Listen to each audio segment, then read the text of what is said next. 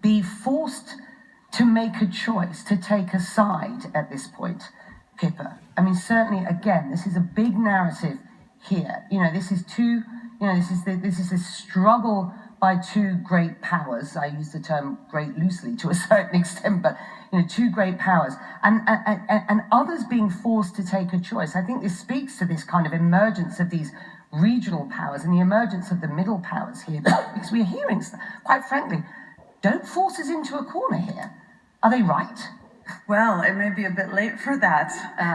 I remember talking to an Australian diplomat at one point about this break between the US and China, and said, both sides are going to say, whose team are you on?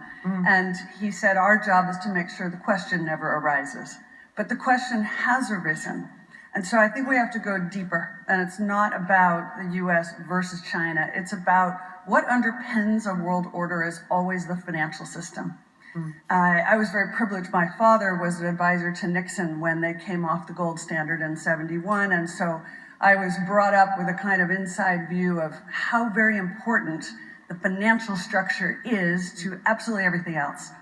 And what we're seeing in the world today, I think, is we are on the brink of a dramatic change where we are about to, and I'll say this boldly, we're about to abandon the traditional system of money and accounting and introduce a new one. And the new one, the new accounting, is what we call blockchain. It means digital. It means having a almost perfect record of every single transaction that happens in the economy, which will give us far greater clarity over what's going on. It also raises huge dangers in terms of the balance of power between states and citizens. In my opinion, we're going to need a digital constitution of human rights if we're going to have digital money.